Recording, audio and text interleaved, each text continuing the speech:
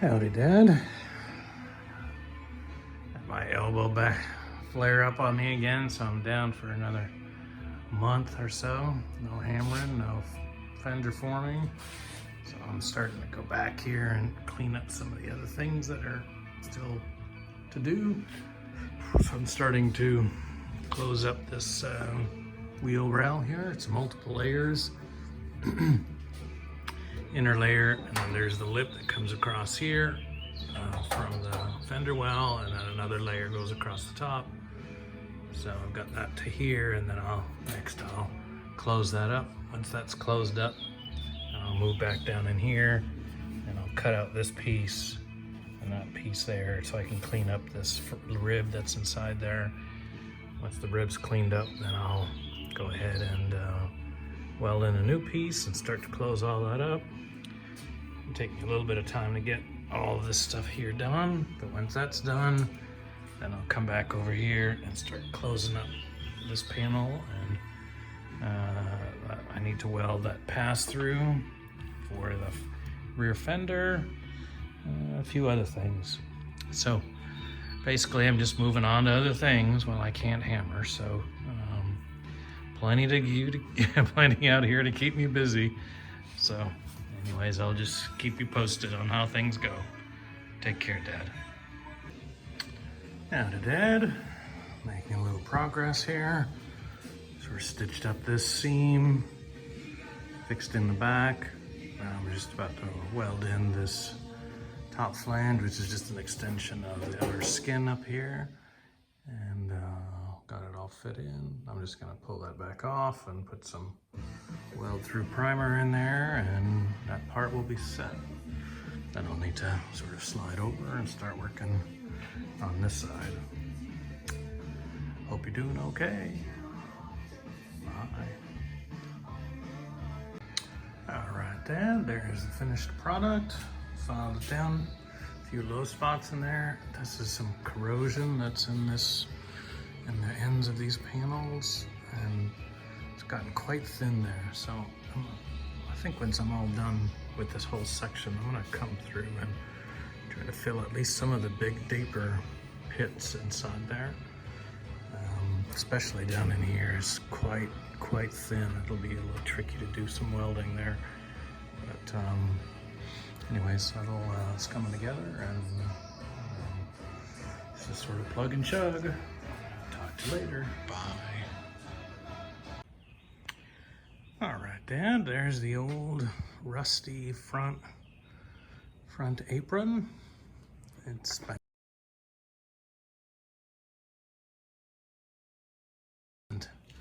last week or so in a bath of rust 911. So stuff I buy this stuff here. It's pretty expensive. This one is a concentrate, makes 16 gallons. Basically use an entire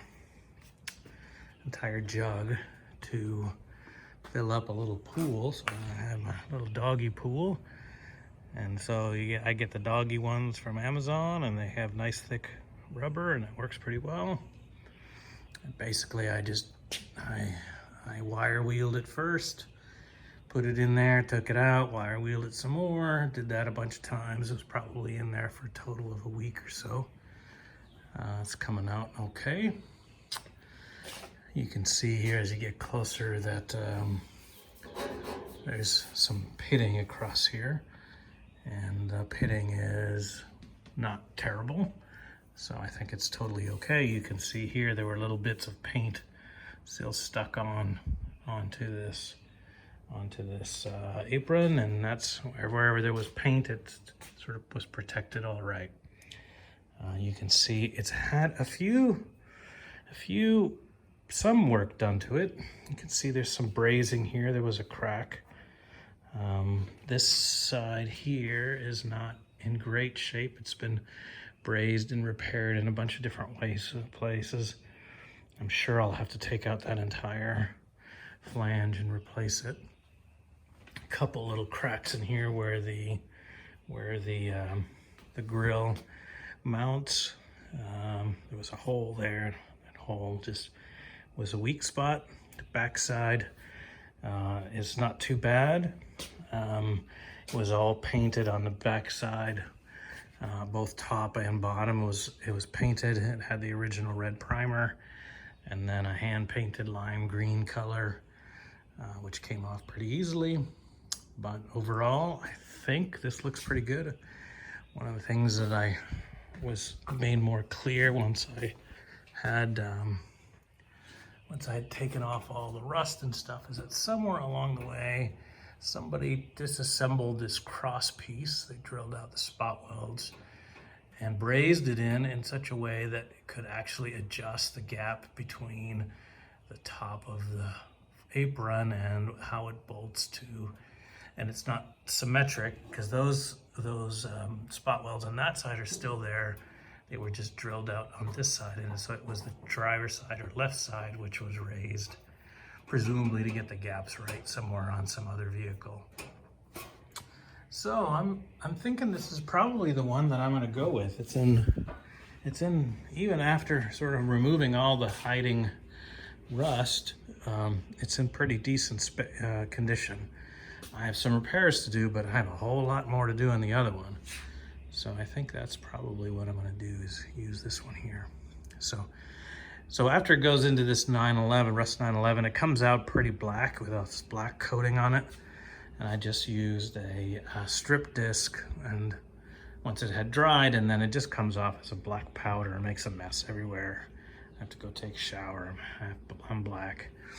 But it comes out pretty nice, and this won't rust real fast.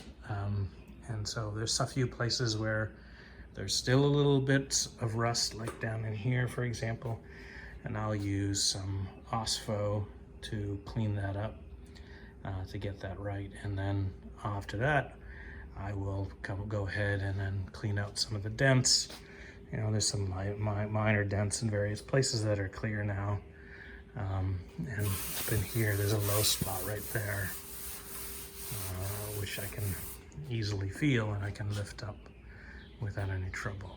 So anyways, wanted to bring you on board for that. I'm continuing to work over here on, oh, you can see I've put the rear fender in. I put the rear fender in so I could see what was going on up in here. I've removed this drip channel that goes from here to here. You can see it on the other side there, right along here. And so it was all rotted out, and so I needed to be replaced. And so I'm fabricating that now. Turns out there's a bit of a wow in this body shape, so I'm needing to do that. And so I've been doing a little bit of shrinking and stretching with my stretcher and also my wheel. I'm trying to get a little that curve at the top of that opening, and then I just go in, and once I have that, I'll spot weld in the outer, or I guess the inner drip channel. It's just a simple 90-degree bend here, and you put it in here and spot it all the way across, and so then fit it in. So that'll take me a little bit of time, but that's making progress. And once this is complete, then I'll fit it into that spot and go ahead and weld that in. Then I need to come back here and make and reform and manufacture this section here, because this is all rusted here where the water would sit, presumably is plugged at some point. So I'm gonna have to cut this out and then shape this, do a double shape here so that it fits underneath this rear apron and you know, has all the right features. So anyways, that's sort of what I've been working on while I let my elbow get a little bit better. And so my boy's baseball career is all finished. And so he ended it up by striking out the side in his last outing. So that was fun. And now he's home and unpacking, and eventually he'll start working on a resume. Anybody have a need for a fledgling accountant? Everybody take care. Bye. Hello, Dad. It's Tuesday night. I guess it is the 16th today. To bring you up to speed on what I've been up to the last little while. This is the drip channel for the passenger side boot. And so it was all rusted and corroded, so I had to make a new one. So I basically did that. Got it over here. Made that up from scratch. So here I am, made this up from scratch. And it's a 2 pieces. There's one piece that's just this sort of angle or this square-like with a lip. And then another piece underneath it that has the same lip. And then you just, those make a gap of about 1 centimeter, 10 millimeters. And this is where the seal, the boot seal, mounts inside here. So I've got it mounted up flush here, got it up mounted up flush here. And you can see, I think you can see that there's a bit of a wow in here, and so I had to fabricate that in there, and it fits pretty nicely along here. I just finished sort of derusting this, and then I put it together and then just put in 3 spot welds for now.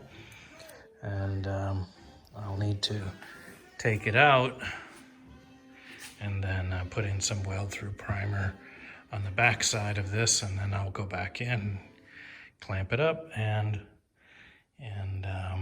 spot weld it across here. So there's lots of rust on the back side of this, and as you can see, it's pretty pitted in here. There's a few holes in there, and I'll probably just go in and fill that up just so that it doesn't have big holes there. But overall, that looks pretty solid. I'll probably at some point come in here with a grinder and make these flush, but I'm gonna wait until I see what kind of clearance I have and when the boot lid comes down. But overall, that looks okay. So next thing I'm gonna do now is actually come in here and sort of probably fabricate from here outwards. And so I'll need to make 2 pieces and then and that have that same shape. What I found worked best here, I tried a couple different things, but what ended up working best for me was to use my bead roller to create the large bend along a line.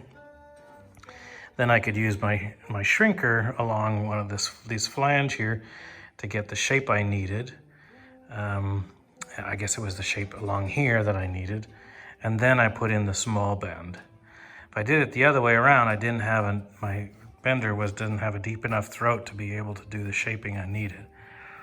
So I had to do it this way, and it works out just fine. And I'll do that for the other ones as well now. So that turned out helpful.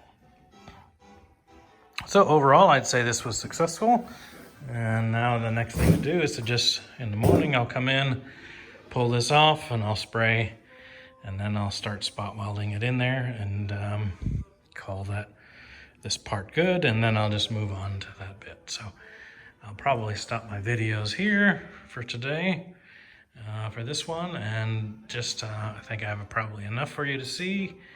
And the next time I come to you, I should have that all finished, and I should then be working on finishing up closing up that rear boxed section.